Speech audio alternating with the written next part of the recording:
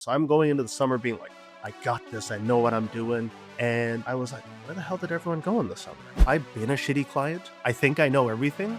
And then after a while, once your ego kind of gets beaten down and you take a couple L's, you realize like, hey, maybe I'm too emotionally involved in my own brand.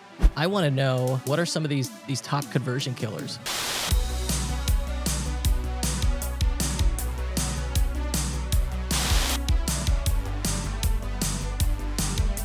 Today on the Unofficial Shopify podcast, we're going to hear from Jamil Bhuya, who is one half of a husband-wife agency, a design development Shopify studio, other half studio, who I was lucky to meet at Shopify Editions over the summer. And he had some interesting thoughts on conversion rate optimization, on why stores bleed money and then why stores convert, because they have an interesting background. His wife did design at Shopify, at Sharma Brands. They ran a successful D2C brand together that was in, I believe, anthropology, and they had a successful business exit. Well, this seems like quite the power couple. I want to know more. I want to know from their experience. And so joining me today is one half of that studio, Jamil Bhuya. Jamil, welcome to the show. Thanks for having me, Kurt. I'm super excited on this beautiful Monday morning to be on the show with you. And I want to know a little bit about this background. I know when we spoke, you had just had a successful exit from a previous business. Yes. And I recognize names here, obviously Shopify, Sharma Brands, Urban Yes. Outfitters. So give me the backstory quickly here. Yeah, I'll do my best because we're spanning 3 different industries in over a decade. But my entrepreneurial experience started with Burgers and Fries Forever. So that's the exit. BFF, as it's lovingly known as, was a burger joint I started in Ottawa. Yeah, we basically scaled and expanded through franchising, opened multiple locations, went through a lot of highs and lows, including like potential bankruptcy, defaulting on some debt, being sued, but also expanding rapidly. And it all kind of led to an acquisition last year by the former CEO of a 400 unit chicken joint called Mary Brown's Chicken. So we're kind of re-expanding now. I'm now a minority shareholder. We're opening 15 net new units this year. What does that have to do with Shopify? Nothing, but it has a lot to do with kind of understanding consumer psychology and growth. About 10 years ago, my wife and I had started something called Yellow Beauty. It's a turmeric-based skincare brand. We got into Anthropology worldwide in under 6 months of launching, which eventually led to stints with Urban Outfitters, FabFitFun, retailing in the Middle East and Europe. That was born as a result of my wife being a product designer at Shopify. She kind of got a free Shopify store, which everyone gets when you're a Shopify employee, and did well enough that she was able to actually leave Shopify and work on that. And eventually, after about well over half a decade of running it, she ended up wanting to get back in the design world because, D2C in 2015 was relatively easy and straightforward. And as things went on, it became tougher and tougher. I say as a joke, everyone's grandma came up with a skincare brand, especially during the pandemic. And, she My decided version of that supplement. yeah, Everyone's doing yeah. like creatine gummies. Yes, exactly. And, I think that's across a lot of industries. But from there, she was able to kind of pivot, wanted to get back into design world. That was like her passion, bread and butter. So she ended up working for Sharma Brands for Nick Sharma. Who's been a guest on the show before. Yeah, and legendary guy. Worked. She learned so much there. I got to meet Nick several times as well. He's just like one of the nicest guys in the community.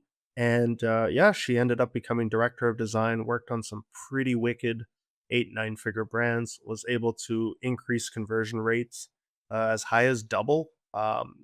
One of them was close to 3xing. I don't want to say it was a 3xer while she was at Sharma Brands. And I guess that eventually led to Other Half Studio. And here we are today. Well, why start a D2C agency? Why do an e-com agency? I mean, I like it. I love an agency service business. I've been doing it a long time. But why did you do it? I think the reality is, after going through probably 2 of the hardest industries one could get into, like burgers and beauty, and going through a lot of highs and lows, like I said, there was just great days, and then there was days I just woke up crying, just being like, my life's over. I'm gonna go bankrupt. I'm gonna lose it all. And I think the exit itself, for both myself and my wife, we kind of had different paths that ended up like fusing together. You know, when you go on LinkedIn and you go on Instagram and in this social day and age, there's a lot of like comparison traps that happen, and you start to forget what you care about because you're so busy being inundated with what other people care about. And I think that can be D2C as a whole because, it's like you're getting so much information from other people and their successes and what's working for them that you kind of forget why you did things to start. And ironically, the agency was just like a perfect combination of both of our strengths in a complementary way that actually worked for once. Um, because despite both brands like Burgers and Fries Forever and Yellow Beauty having over a decade of longevity, it was still really friggin' hard the entire time. And BFF had netted over 25 million in lifetime sales, but it was still like such a brutally tough business. And I think when my wife had left Sharma Brands, uh, we had kind of wanted to like slow things down, maybe start a family. So we wanted more flexibility in our lives, right? Just in terms of like time and being able to like own our own destiny, so to speak. And she kept getting work in business. And then she eventually needed like a sales guy, sales, marketing, partnerships, things like that. And naturally, I just became that person while I was exiting and transitioning out of the restaurant. And sometimes it's like a lot of people like, how do you work with your wife? It's like, well, for 10 years of working through Yellow Beauty, my ego continuously got his ass kicked by her because I tried to be a designer and I'm actually not a designer. I'm I have like professional ADHD, which is why I went from burgers to beauty to agency. I'm not super great with details the way she is. Um, and like our skill sets are actually just very opposite of one another, that they were perfect for this agency. So like I schmooze as I call it. I get the leads, I build relationships, and I can sell, and she does the complete opposite. She manages the team. She's great with feedback. She's like a creative director. She knows how to recruit good talent and really keep them engaged. And she's very like great with managing timelines. So now it's almost like we leave each other alone and like let each other do what we want, so to speak. Whereas before, it was always like we were in kind of each other's faces, trying to solve problems together and trying to become like one another, even though we're actually quite different. I think that's a something that people entering business partnerships often figure out is like at the start, everybody tries to adopt everyone's roles in, an attempt at, probably like equality, I Yeah, suppose, or like yeah, carrying your own weight. And then you realize actually, no, it works much better if you've defined separate roles and then stay in your lane. And then yeah. suddenly, as long as you combine that with open and honest communication, well, you could create assuming complementary skills, you have a pretty good partnership going. And certainly, I think those things, yeah, those same things would apply in most relationships, a marriage, a business partnership, etc. For my own entertainment, compare, contrast. Kind of what surprises you about service business versus your experience with these other more physical businesses. Money aside, I think the biggest things I've learned was like what the seasonality looks like and like um, the highs and lows of like agency pipeline versus restaurant pipeline, where restaurants like you make money every day. You know, some days can be pretty rough, but like typically on average, our one of my locations was doing anywhere from 3 to 9K a day, right? So it's like it was steady coming in. It was like a $2 million a year business. It was steady. With the agency, it's like you'd be happy to close one or two a month, right? And Yeah, feast or famine. It's just feast or it's a famine. you're right. It is a very different cash flow cycle. And I think, like for me, I was saying this to a lot of my friends in e-commerce that I made this year. I was like, this summer, my expectations were just so off because in the restaurant business, we're busiest in the summer. Whereas B2B agency, I mean, I know you're laughing already because you're like, haha, you rookie. I was like, we killed it before the summer ended. We had just signed a Y Combinator back company, our Shark Tank brand, and like 8 other websites. So I'm going into the summer being like, I got this. I know what I'm doing. And I was like, where the hell did everyone go in the summer? and I'm like asking my friends, They're and I'm like, entrepreneurs. They went on vacation. they want vacation, and to me, I'm like, wait, man, in the restaurant, like Yep. things are popping. I'm like, I'm trying to pull my hair out, trying to like keep things going because it's so busy. And I think that was like my first. It was, I don't want to say culture shock, but I was almost like, have I done something wrong? Like my expectation Yeah, you was, start questioning it. yeah, and the doubt crept back in after such a strong like Q2 that I was like, oh shit, did I like not take this seriously enough? And like my goal was to close 4 to 6 sites, and I only closed two. So I was like, I was freaking out for a bit, and everyone's like, yo, just relax, don't worry. Like as soon as like mid-August hits, like pipeline will pick back up, And what conversations will pick happens up. in mid-August? Well, The it's just kids go back to school. kids go back to That's school. why. The Yeah. seasonality in, because it's B2B and you're serving entrepreneurs. Yes. And so they go on vacation Yeah. and things slow down. And so your seasonality is literally you just tie it to Yeah. school breaks. I think that was the biggest learning.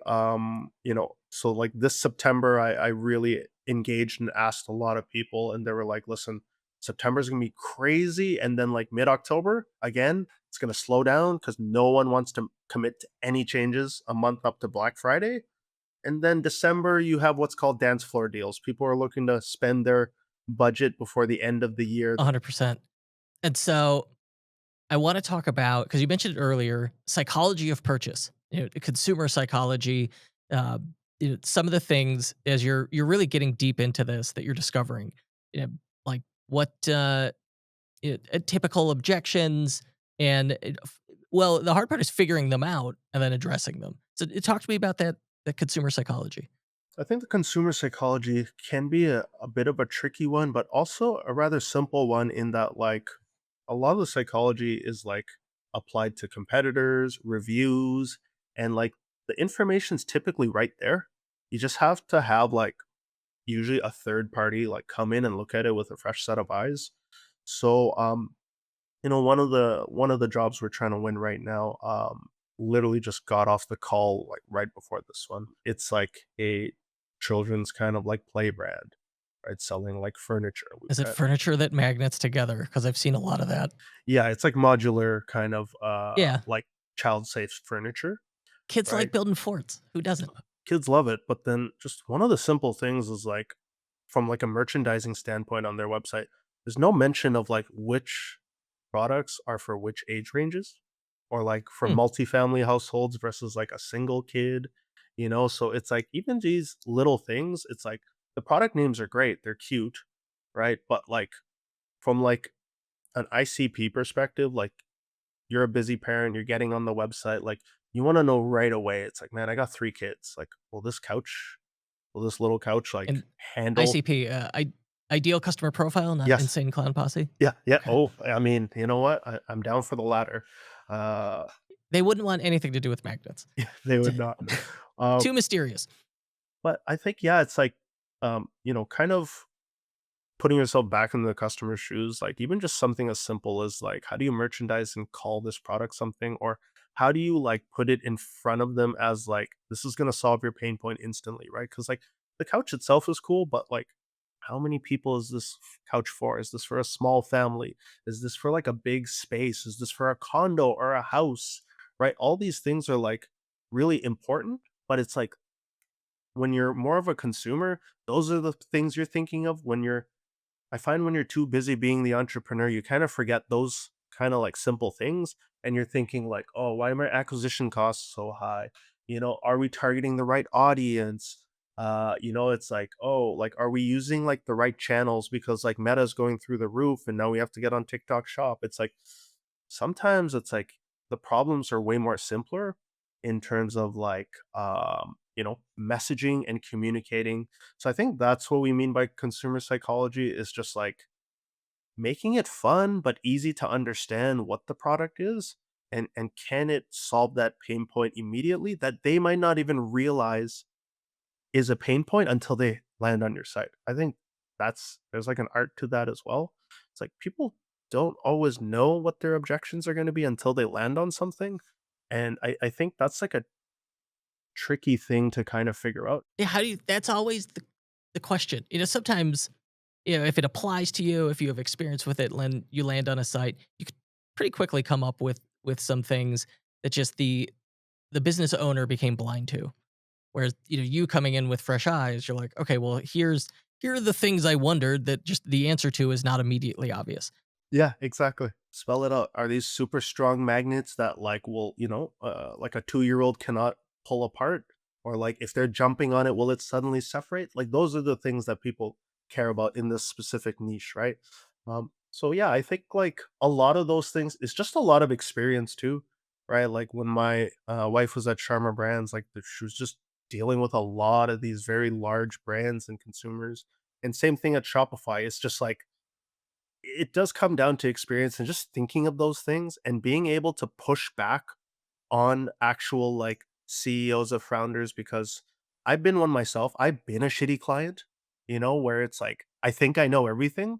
And then after a while, once your ego kind of gets beaten down and you take a couple L's, you realize like, hey, maybe I'm too emotionally involved in my own brand. And Mm. having someone that has experience that pushes back on me, but in a way that's still professional and just kind of like, it's how can they communicate like my own tunnel vision back to me, right? How can you professionally let the client know that, like, hey, like, we hear you, we understand this is super important, but have you considered this? Screencasts. I like project based. Uh, for a lot of stuff, project based works great, especially for theme builds. The only wait, hold on, I take umbrage. There is one thing you said. Well, we don't build on an existing theme, but with a custom mockup, you're building a custom mockup. Then you could turn around and build that as custom templates and sections on top of an existing theme. And now you have the best of both worlds. Hybrid theme, right? You have all of the features that a theme approved by Shopify officially came with. And on top of it, now you're adding, your additional features, custom templates, custom sections. So I will push back on that with what my wife says because I will caveat this with I'm not a dev, you are, or so you probably know about you know more about this than I do. But my understanding is that building on top of an existing theme when you didn't build the code is not necessarily like the cleanest. And when you're scaffolding something kind of from scratch, you know exactly like what the theme is, what's tied to what functionality. There's no like bloat, right? And my understanding again is without spending all those dev hours going and kind of like seeing how the code is set up and the architecture, it's like, and now you're trying to build on top of it. The functionality might not always work. It's not the cleanest and leanest code, and essentially from there it also creates limitations like that's my understanding, where that like learning what was done can be just as cumbersome as doing it yourself from scratch. And then for us, our core strength is design, right? Like I'm not gonna sit here and say we're the best dev agency there ever was. It's like, no, our core competency is design. So for us, instead of being restricted by like the limitations of the theme and building on top of it, we want to reimagine something net new. It's completely bespoke just to you that has scalability in mind for the future. If you want to go B2B, if you want to get into retail, if you want to like build your own bundles in the future, just have like different functionalities which we can really think through and not be limited on the creativity side of things. I don't disagree. You're right. There is a caveat. The caveat is you have to really have faith in that theme, and typically you have to know the theme well. And so in our case, it's like there are a handful of themes where we're like, yes, this is pre-vetted. We know this code base, we know the developers, and we know the layout and structure, and so it works. But even for the folks who are taking that approach and are like, it's always custom. It's still built on Dawn. It's Yes. half Yeah. Yeah. Yeah. 601, half dozen of the other. Yeah. I want to know from your experience, on both sides of the table, what are some of these top conversion killers? We've had a lot of unmet or unrealized objections. What else? Yeah. I mean, I think one of the top conversion killers is just not having enough social proof on your site. Like a lot of these themes, they're not able to kind of pull a lot of the great assets that like you're building on IG. Like we work with a lot of brands that they have like 100,000 followers on Instagram. A lot of their traffic comes from there. They have great videos, they have influencers, they have like rave reviews of like customers leaving video testimonials. And I go to the website, I'm like, where is this? If like looking at this site, I think like, no offense, this is all stock photos, this is all studio shots, this is all something that's rubber stamped by the company, not by the people.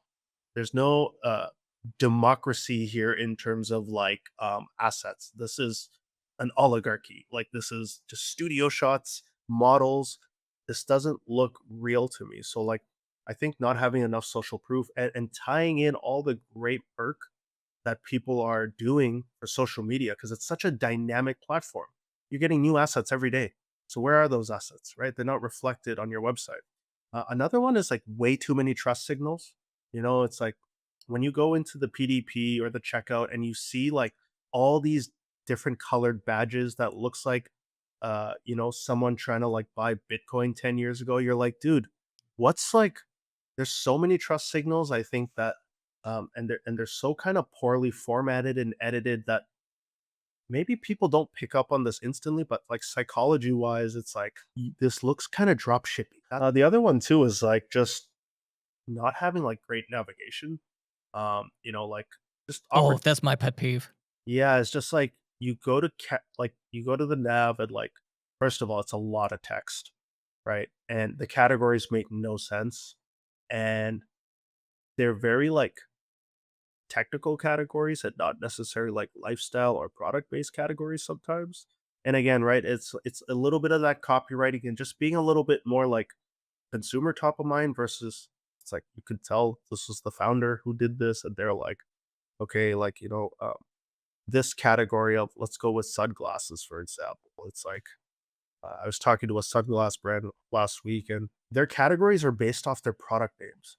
But I'm like, these are just aviators. Like I get you're trying to brand them differently, but like just call them aviators, right? Or like call these like sports glasses or whatever. Cause like if someone's new to your brand, they don't know this name that you've created for it. Right. And it's just simple things like that sometimes. Those are the big ones. I mean, there's so many more I could go on and on about, but I think those are the ones I've really like noticed. I was like, how did you not think of this? Because they're too close to it. They've been staring at it too long. You very quickly, you could stare at it too long and then it just become blind to it. Do you think there's any design trends that are negative for conversion? Well, let's touch on everyone's most popular subject because we've got strong thoughts on this, which is like using a lot of these AI tools, right? We've actually tried to use some, let's call it design-based AI tools, and Those I don't trust. My experience with them has not been great. it's not been good. And I think it's really important to kind of reiterate like the human experience versus what we're finding with AI. Then again, even like something as simple as like ChatGPT 5, like it's gotten dramatically dumber or worse, and we've tried using a couple like design or dev based AI tools and like it puts together such like a simple solution to something that by the time we go fix it and customize it and like actually get it to do what we wanted, we were like, this is kind of like that problem of building on top of a pre-existing theme. It's like you're stuck with something that's not your ideal end state. So by the time you kind of end up like configuring into where you need, it just ended up becoming like more work, right? And it's like you still Yes. need a systems tool or an operator to do the high level strategic thinking. Jamil, where could people find out more about you and Other Half Studio? So you can check us out at otherhalf.studio. So that's our website. Hit me up on LinkedIn. It's Jamil Bhuya, Jamil Bhuya. And yeah, you can also email me at jamil@otherhalf.studio. Always down to chat, always down to do a podcast. Thank you so much for having me, Kurt. This has been a pleasure. I've been super excited to be on this ever since I met you earlier this summer. And I've honestly had a blast. I appreciate all the time. Thank you. Thank you. Thank you, Jamil. Enjoyed it. Jamil Bhuya, Other Half Studio. Check it out.